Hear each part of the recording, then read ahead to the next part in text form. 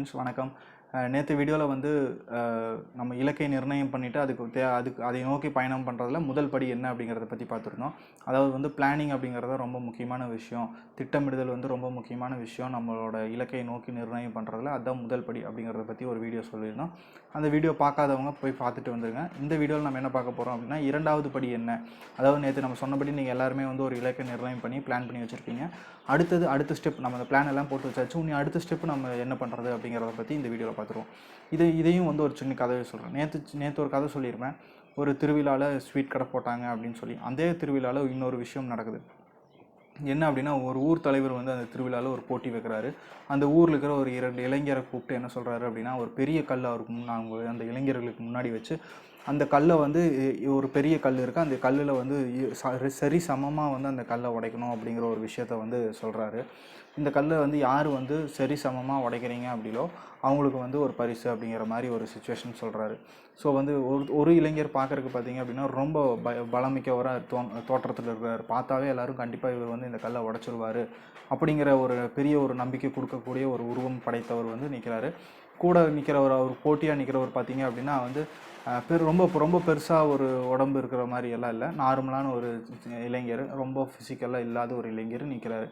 So first எடுத்தானே இந்த ரொம்ப பார்க்குறக்கு ரொம்ப மிக்க ஒருத்தர் அவர் வந்து என்ன பண்ணுறாரு அப்படின்னா, ஒரே அடியில் அந்த உடச்சிடலாம் அப்படின்ட்டு என்ன பண்ணுறாரு, ஒரு பெரிய ஒரு நம்பிக்கையில் ஒரே அடிக்கிறாரு. என்ன பண்ணுறாரு, அந்த பெரிய ஒரு கல் வந்து சின்ன ஒரு பீஸாக ஒன்று போயிடுச்சு, ஒரு பெரிய பீஸ் வந்துச்சு. அதாவது வந்து சரிசமமாக உடையாமல் கால்வாசி ஒரு பங்கும் முக்கால்வாசி ஒரு பங்கு அப்படிங்கிற ஒரு ப்ரொப்போர்ஷனில் உடஞ்சிருச்சு.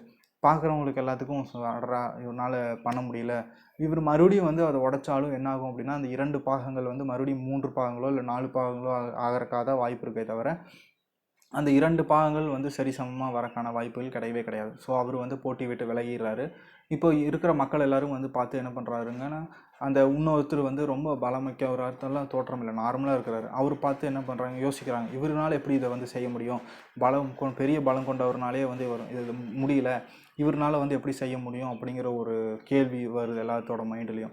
ஸோ அப்போ வந்து அந்த டைமில் வந்து இந்த நார்மலாக இருக்கிறவர் என்ன பண்ணுறாரு, 2வது போட்டியாளர் என்ன பண்ணுறாரு, ஒரு பிளான் பண்ணுறாரு. நம்ம ஏற்கனவே நேற்று நம்ம எல்லாருமே சேர்ந்து நம்ம ஒரு இலக்கை நிர்ணயம் வச்சு ஒரு பிளான் பண்ணோம்ல, அதே மாதிரி இவரும் வந்து ஒரு பிளான் பண்ணுறாரு. என்ன பண்ணுறாரு அப்படின்னா, ஒரு பெரிய ஒரு கல் இருக்குது, ஒரு பெரிய கல். அந்த கல்லில் என்ன பண்ணுறாரு, இந்த இடத்துல உடைச்சா வந்து சரிசமமாக உடைச்சிடலாம் அப்படின்னு ஒரு பிளானில் இதை நோக்கி ஒரு சின்ன ஒரு வட்டம் மாட்ட ஒரு மார்க் பண்ணுறாரு. இந்த வட்டத்தை நோக்கி என்ன பண்ணுறாரு, அந்த ஒரு உளி வச்சு சின்ன சின்னதாக இந்த இடத்துல வந்து தட்டிகிட்டே வர்றாரு. தட்டிட்டு வந்தால் ஒரு ஸ்டேஜில் வந்து இப்படின்னு தட்டும்போது 2 சரி சமமாக வந்து கல் வந்து பிரிஞ்சிருச்சு. பார்க்குறவங்களுக்கெல்லாம் ஒரே ஆச்சரியம், எப்பட்றா அது நம்ம இப்படி கரெக்டாக ஒரு நாள் செய்ய முடிஞ்சிருச்சு, கரெக்டாக சரி சமமாக வந்து உடச்சிட்டாரு ஒரு கல்லை அப்படின்ட்டு ஒரே ஆச்சரியத்தில் பார்த்துட்டு இருக்கிறாங்க. ஸோ இந்த இடத்துல வந்து நம்ம என்ன தெரிஞ்சுக்கணும் அப்படின்னா, நம்ம பிளான் பண்ணி வச்சோம் பார்த்தீங்களா, ஒரு பெரிய ஒரு பிளான். அதாவது வந்து நம்மளோட இலக்கை வந்து ஒரு பெரிய ஒரு இலக்கு நம்ம முன்னாடி இருக்குது, அது வந்து எப்படி ரீச் பண்ணுறோம்னு போகணும் அப்படிங்கிற ஒரு பிளான் பண்ணி வச்சோம்ல, அந்த பிளானை என்ன பண்ணணும் அப்படின்னா, சின்னதாக உடைக்கணும். சின்னதாக நம்ம வந்து ஒவ்வொரு சின்ன பாகமாக வந்து நம்ம அதை பிரிக்கணும்.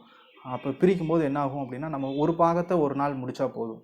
அதாவது வந்து நீங்கள் ஒரு வெயிட்டு குறைக்கணும் அப்படின்னு நீங்கள் ஒரு பிளான் பண்ணுறீங்கன்னு வச்சுக்கோங்களேன், ஒரே நாளில் நம்ம போய் வெயிட் குறைக்க முடியாது. ஸோ அதை கொஞ்சமாக தான் செய்ய முடியும். ஸோ ஒரு நாள், முதல் நாள் என்ன பண்ணலாம், 2வது நாள் என்ன பண்ணலாம், 3வது நாள் என்ன பண்ணலாம் அப்படிங்கிற மாதிரி அந்த பிளானிங்கை வந்து சின்னதாக உடைக்கக்கூடிய ஒரு இதுதான் வந்து 2வது ஸ்டெப்பு.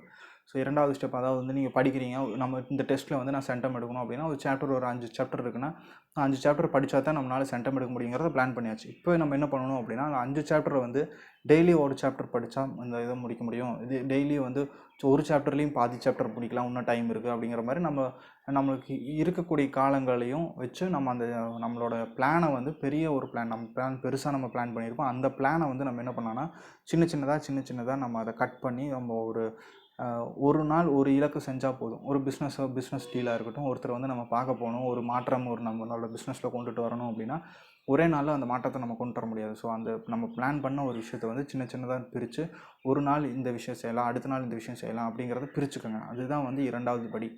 இதுதான் வந்து ரொம்ப முக்கியமான ஒரு ஸ்டெப்பு. ஃபஸ்ட் நம்ம பிளான் எவ்வளோ தான் நம்ம கரெக்டாக நீங்கள் பிளான் பண்ணியிருந்தாலும், இந்த சின்னதாக நம்ம பண்ணும்போது வந்து நமக்கு சீக்கிரம் ஈஸியாக இருக்கும். நமக்கு முடிக்கும்போது அந்த பிளான் நம்ம கொஞ்சம் நிறையா வேலை செய்கிற மாதிரி இருந்தாலும் வந்து சக்ஸஸ்ஃபுல்லாக வந்து இந்த கல் வந்து எப்படி சரிசமமாக பிரிஞ்சுதோ, கரெக்டாக அக்யூரேட்டாக சரிசமமாக பிரிஞ்சுதோ, அதே மாதிரி நம்மளோட பிளானோட கரெக்டாக நம்ம பிளானை வந்து நம்ம கரெக்டாக பிரிச்சிட்டோம் அப்படின்னா இலக்கை வந்து சீக்கிரம் வந்து ஈஸியாக கரெக்டாக அக்யூரேட்டாக நம்மளால் வந்து நோக்கி பயணம் செய்ய முடியும்.